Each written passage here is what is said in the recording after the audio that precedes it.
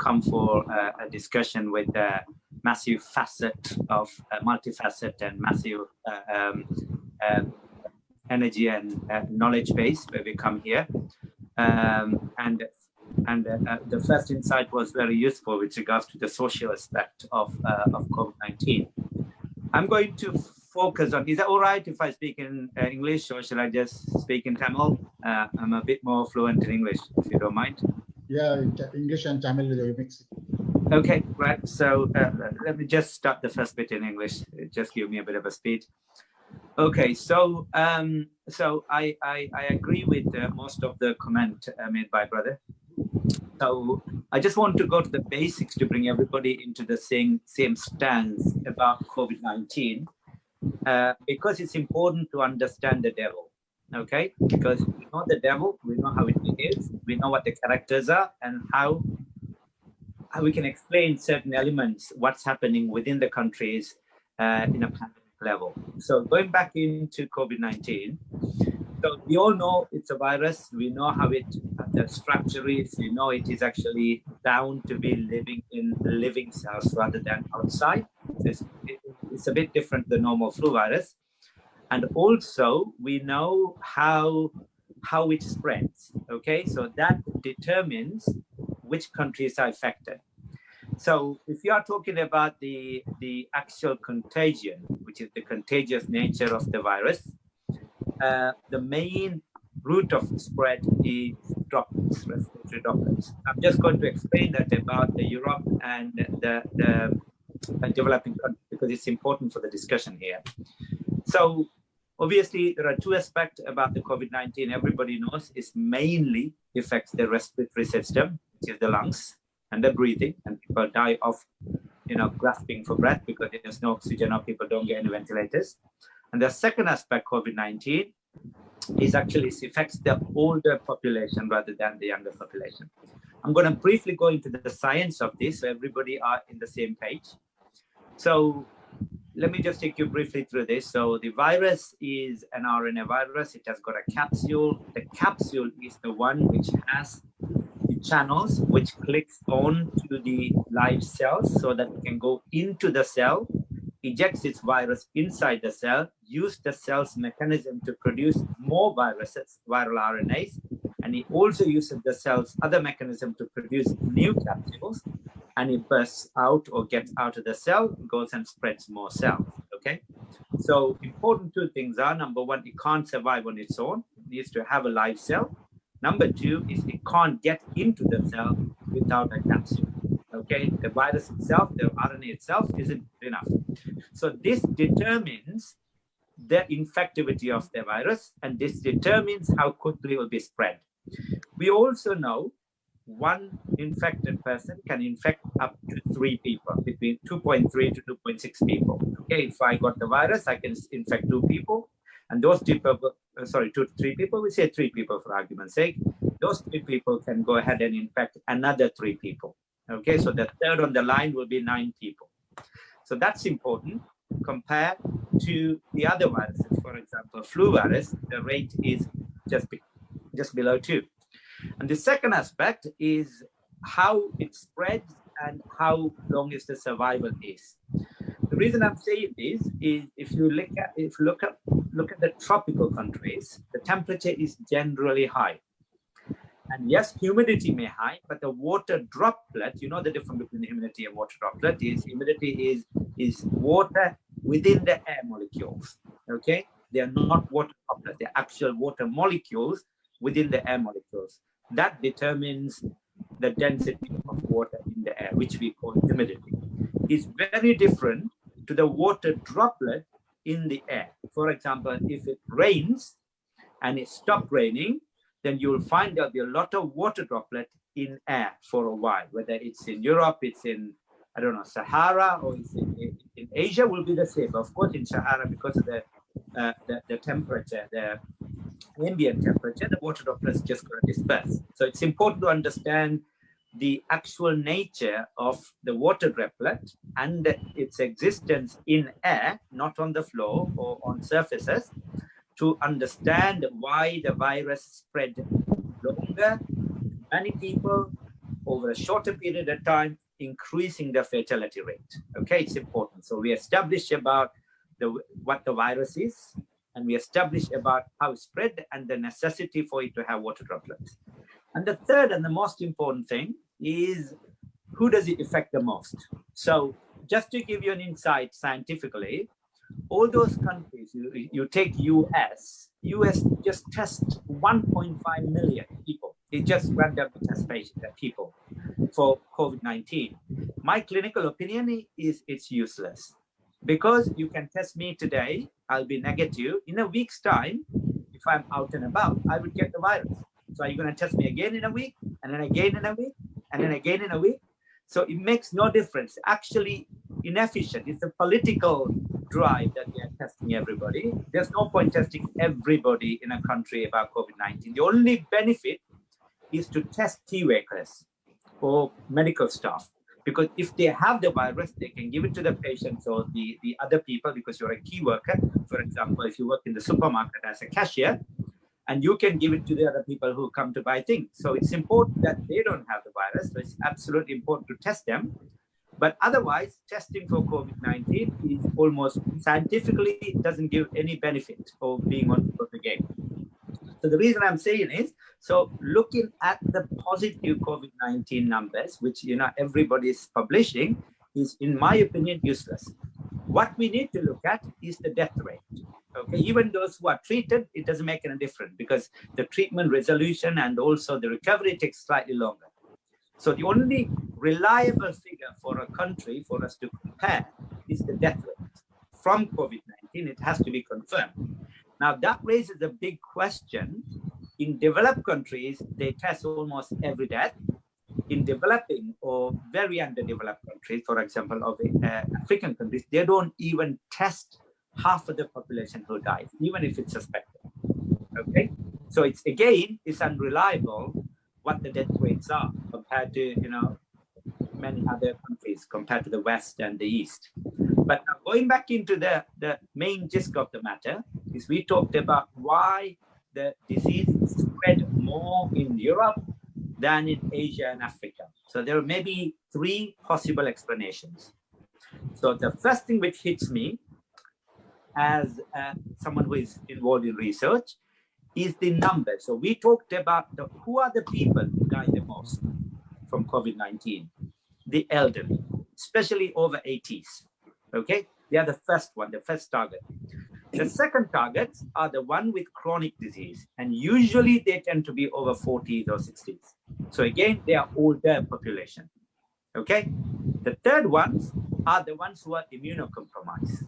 Okay, so these are the 3 big chunks of people who will be affected by COVID-19 to a severity that they may die very quickly. So if you look at the population age on maybe 3 continents, for example, let's compare Africa, Europe, and the US. The median age of the population in Africa is, I think, 19.7 or 20, just below 20 years old. That's the median age. The majority of people are around that age. The median age in Europe is 40 years. And the median age in the US is 39.8, 39 years. So you can see the median age of the population is very high. So that we know why is because of medical facilities, the nutrition, and also the lifestyle. These are the 3 things which determine the population's age.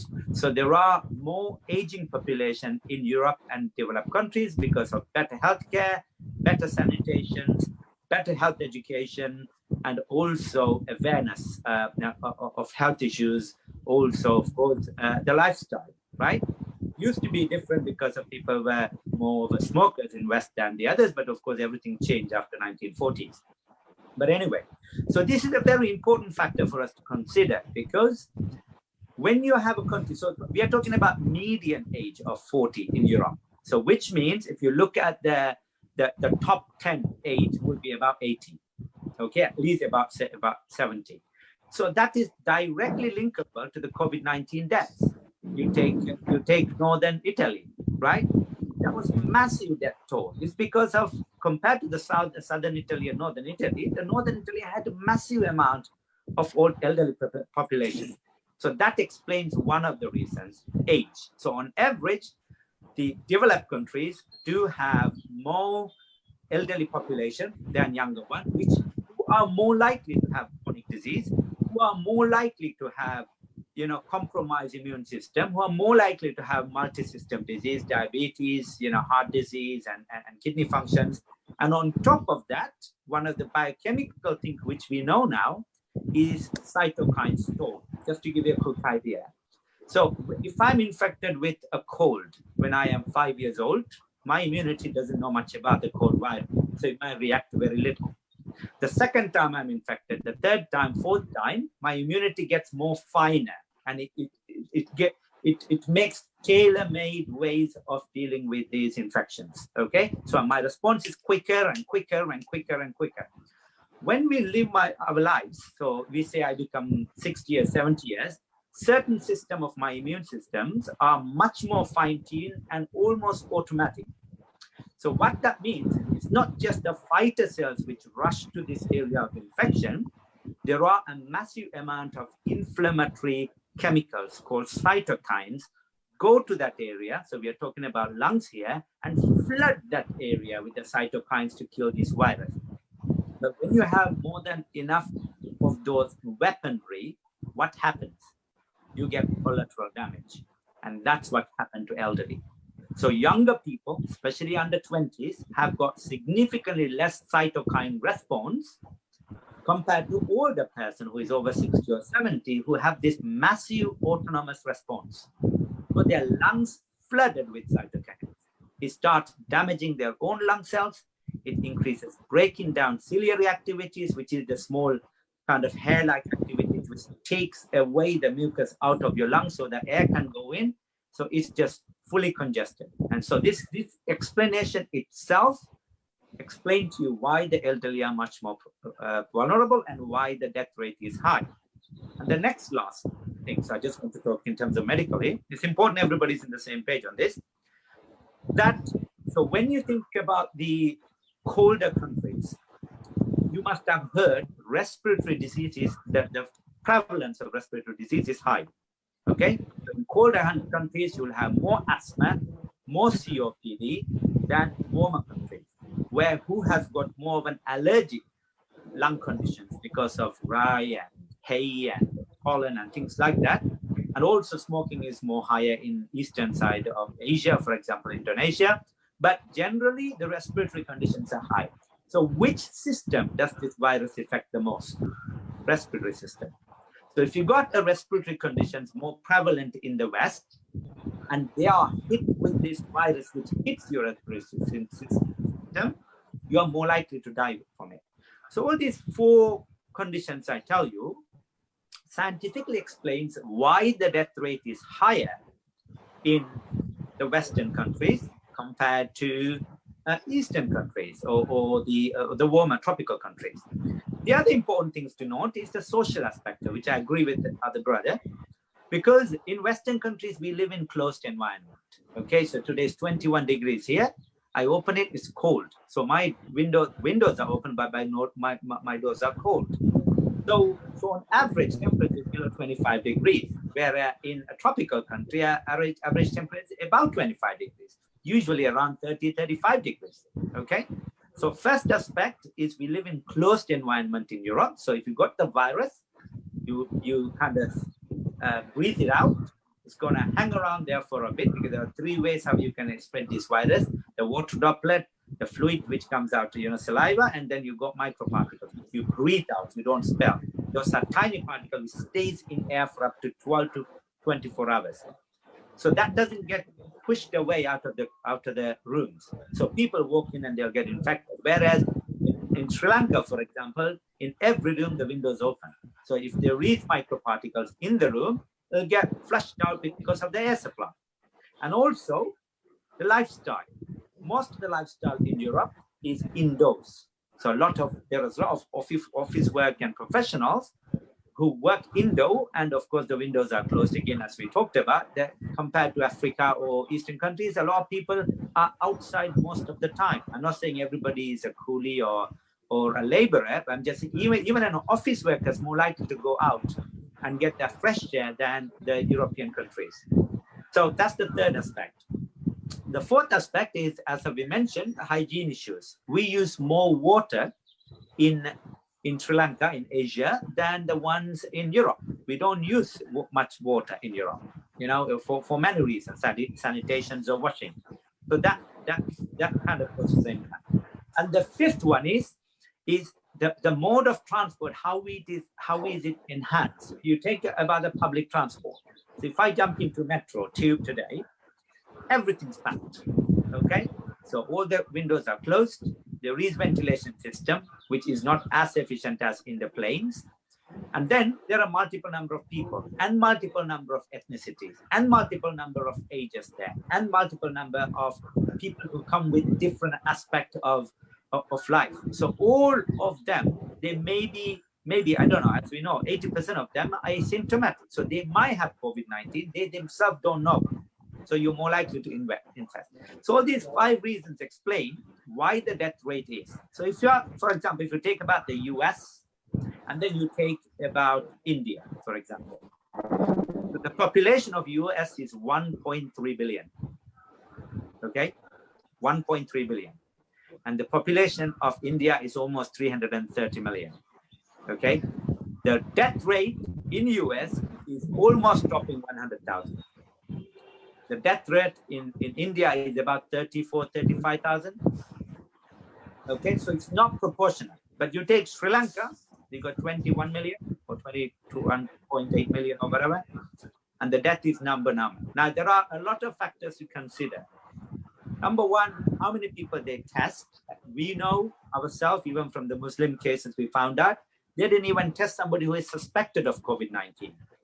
So I think there is a strategy from the government itself, I don't know about the government, the Department of Health, to downplay the numbers. Same thing may apply to other Asian countries. Because health measures and the implementation of health measures from the WHO recommendation is a massive pressure to the third world. Yeah, they can't comply with WHO recommendations because of it involves money, finance. For that reason, they don't want to come across a country who's failing in providing the right health care. So the best way to do it without having to explain themselves is downplay the numbers. I'm not sitting there and looking at it, but this is what, for me, with my naked eye, visible to me, that there's a lot of downplaying. And the only reason why things come out is because people fight. For example, Muslims report against those cases who actually forcefully cremated, and it actually showed that this patient did not have COVID-19. The lady, Renosa, Marhum Renosa herself, may Allah forgive her sins and accept her as a martyr and send her to Jannatul Firdaus straight, inshallah. Ameen. So my point is, there are multi-factors we can consider. Yes, we do agree that hygiene measure is taken more seriously in the Asian countries, but it's in a slightly different way. It was taken more seriously in European countries as well. Okay, but there are multiple factors which affecting the play of the chess here. The last thing I want to mention about is the effect of this onto the regional pictures. So I'm just purely talking about Sri Lanka. So this cremation matter, because it's a very important matter to just bring up. There's a lot of things, information I'm skipping because I want to give the time for the brothers. I don't know. Am I okay for another couple of minutes, Brother Haidar? No, you can limit to one minute. Yeah, 1 minute. Okay. So just coming back into the main burning issue of COVID-19 and the changes it has caused in, for example, from the Sri Lanka. And I think it has actually blown into a social and political volcano. Okay, so clinically, yes, I fully support what we did in Sri Lanka. They did a massive hard lockdown. In the UK, you got a soft lockdown. But in Sri Lanka, it was a hard lockdown, all implemented by the forces, authorities, and maybe that's the way to do it because there are less law-abiding nature in Asia than in Europe, and there's less consideration towards the general public than in Europe, and also there is less awareness about the need to be more strict on contingencies given by the government than in Europe. But the reality is that The reason they have taken out of context in terms of the contagiousness of the body, and as I mentioned to you, the main routes of spread are three, and all the three is only possible by a living person, not by a person who has died. So when you have this dead body, it's not even 80% as contagious as a living body. We established this through various Facebook and YouTube explanations. So even that contained within its body is further contained with body bag and further contained by kind of putting that into the ground below 8 feet. And also the discussion about the water tables in the ground is not really a scientific explanation, because as I mentioned to you right at the beginning of my conversation, the virus is a capsulated virus. The minute it comes out of the living body, the capsule is vulnerable for degradation. Once this capsule is broken by heat, by chemicals, by microorganisms, as well as the pH of the soil, the capsule changes itself and is no more usable. And the capsule can't be used, the virus cannot cling onto the cell and it cannot infect. We say, for example, this virus is flushed down the water table into the water reserve and somebody drinks it. Okay, that virus is not going to infect that person, because there's not going to be a live virus. It's only going to be RNA, which is protein, which will be absorbed in the body and disintegrated. So at the moment, we are working on this, but the only point I would just wanted to kind of say as the last matter is there are multifactorial matters in which affects why spread is more in one country than the other. There are a couple of things, UV lights, sunlight is much more in Asia, so the UV lights kill the virus. And also about some of the, for example, African continent, you've got the immunity is much more robust than the Western continent, because they are continuously exposed to germs. And same thing midway between Africa and Western countries is Asia.